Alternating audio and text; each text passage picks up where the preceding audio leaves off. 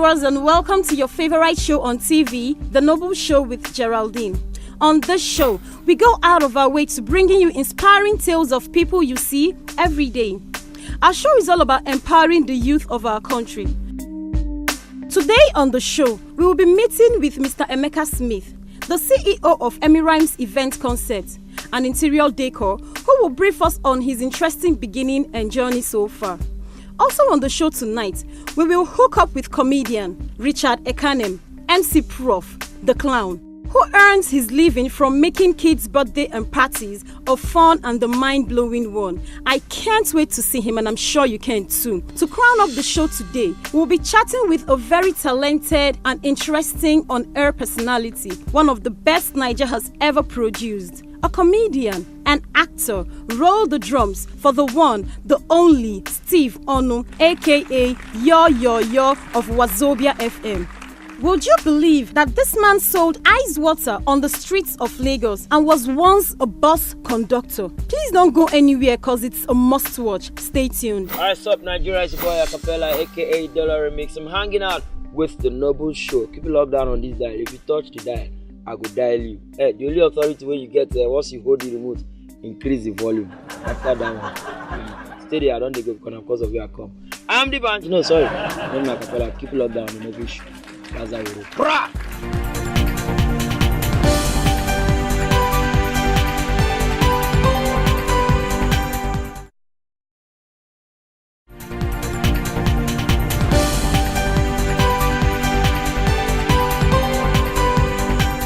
My name is Mr. Emeka Peter Udogaranya, the CEO of Emrynes Event Concept Limited. Okay. The company, as the name entails, is an event management company. And when we define what an event management is, we are talking about organizing, executing, and coordinating an event. So do you have apprentices, or how do you do it? Okay. How do you go about it? We've been training many people. We've trained more than 30 students that most of them have started theirs. Okay. And among them, most of them have handled better events, which I know most of them are really doing well. And thank God for that. With the way we run our company, we have other departments, because though we handle events, we also help other event managers. We help them to get the vendors. We give them options of other vendors, like the caterer. Maybe a client coming to meet us, we tell the client, oh, you need caterer. We have up to 3 to 4 caterers that can handle your event. You make your choice. You cook as well? No, we do event management, but we have caterers that work under us. There are other vendors, but we handle personally decorations and the full event management. Okay. When it comes to your inner kakus, like your house, your job and your workers, what are the hitches that you face as a CEO towards your workers and all that? Okay, thank you very much. As a CEO, you are the carrier of the vision. So sometimes you have workers that don't really know the vision unless you let them know the vision. Or you met them, because I do tell them that my success is their success and their success is my success.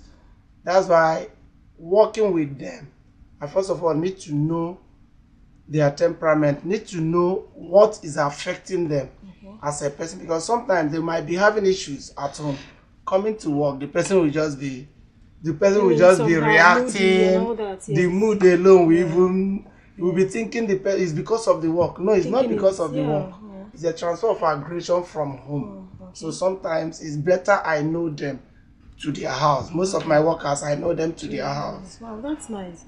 So let us know how you started, how it all started, your beginning, your journey so far.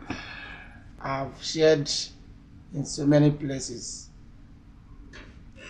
Early 2009, I had the vision of starting up an event management company. And I so much believe in my vision, in the sense that whatever I believe in God, that's what I want to do, because I'm a go-getter. It doesn't matter, people around me then, they never believed in my vision. Even to the extent that my relations, they were like, this is not what we want you to do. Being a young graduate that read accounting, oh, want to get you a job in a bank. I said no. When I was graduating, I told them I'm not going into the labor market, I'm going into the harvest market. That I will not write an application, rather I will read people's application. Okay, that's a nice one. With that vision of not writing an application, rather read people's application. I've never written an application before. Okay. So with that, I was like, okay, bros, can you help me? And maybe if it's a loan, a young graduate, not nowadays young graduates that have money in the account. Then I don't think I have anything in my account. The account was dormant. Starting, I was like, okay. Everyone was like, this is not what we want to do. But this is what I want to do. Therefore, I have to go for it. So from there, the first job, I was paid one small amount of money. 40,000 naira. Some of the things they used to decorate, I don't like them. And with that, I say, oh, I have to step up. I did it as if I was paid more than 100K. And the person was happy. After doing the job, I so much believe in referrals. From there, I was referred to another one. From there, we started growing. Then, no office. From there, we moved.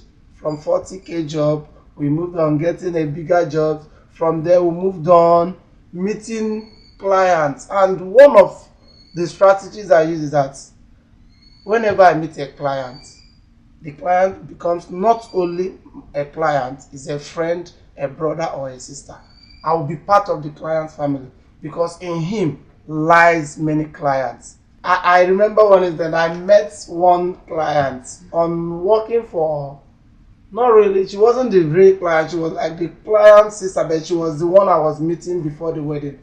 On meeting them, we became friends. From there, after the event, one of them said, you surprised us, don't worry, I will surprise you too.